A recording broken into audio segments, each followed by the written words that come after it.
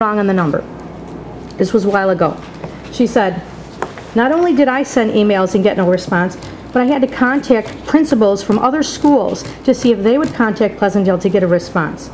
She said, so I mean, it's embarrassing when I'm at, meeting with these people, and this was before I was a board member, and I hear from the director at LT, how it was pretty shameful.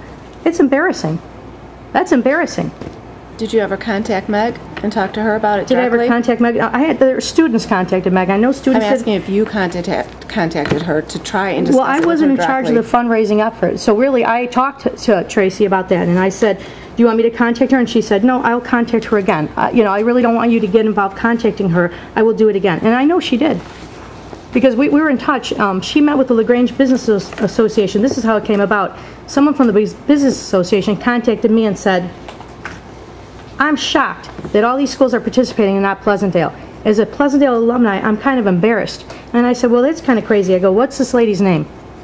I called her up, and this is how it all started. And she had said this effort started in September. This first email here is November. That's 2 months after this effort started. Actually, I think it even started, before the school year began. And they began this drive. She said by November, they had given up. She said, I sent one more email, and then that was it. I see these emails. Wait, let me finish. I see these emails from Tracy. Where's the response to Tracy Rusolanos from Meg Picorni? There is no response. Okay? So that's an embarrassment on our district that a person can't respond. I'm not saying Pleasantdale didn't donate, because I see that they did. But when I asked Tracy, I said, hey, I heard through the grapevine that Pleasantdale was actually raising money. Is this true? She said, and these were her words, well, if they're doing it, they're going about it in a rogue way, because we asked them to participate with the 7 other feeder schools, and they couldn't even return my phone call. She said, thank you very much for taking my call earlier today. So evidently this was in November, Beth. This started in September, 2 months prior.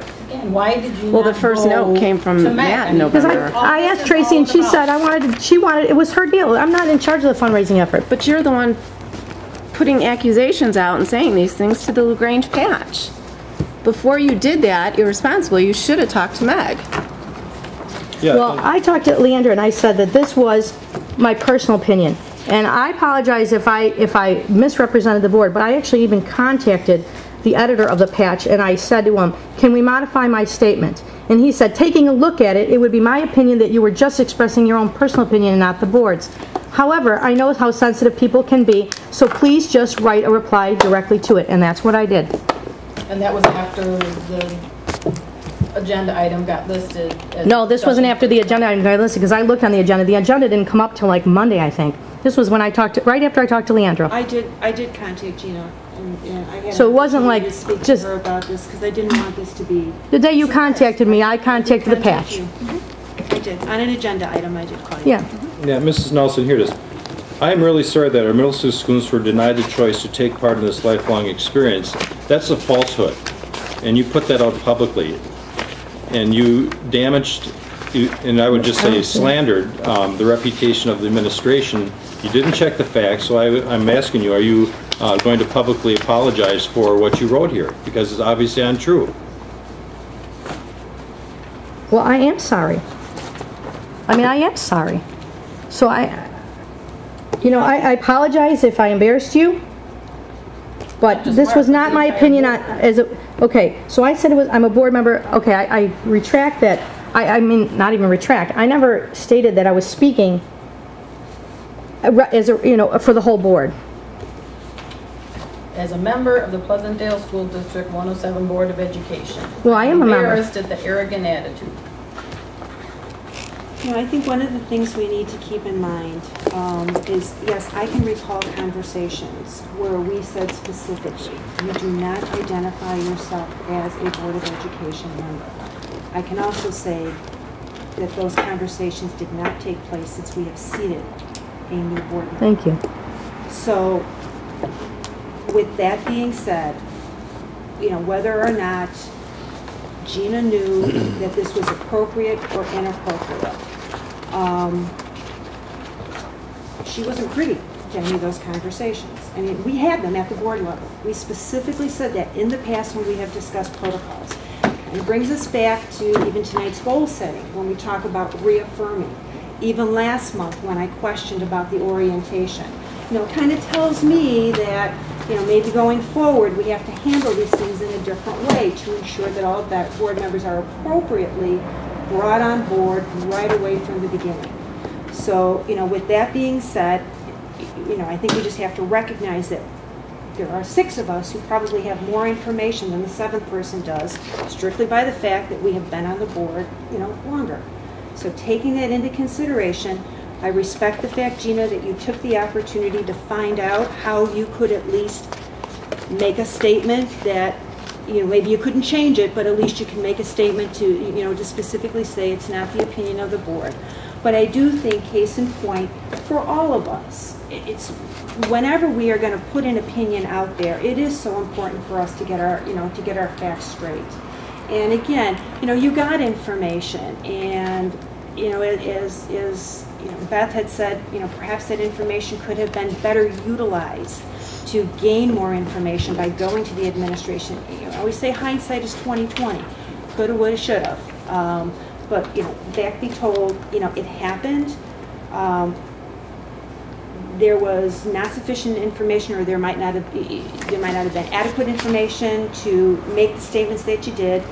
Not all the schools did participate. So, according to this, there are other schools, other feeder schools who didn't choose to participate as well. Well, when I look at this, if I'm not mistaken,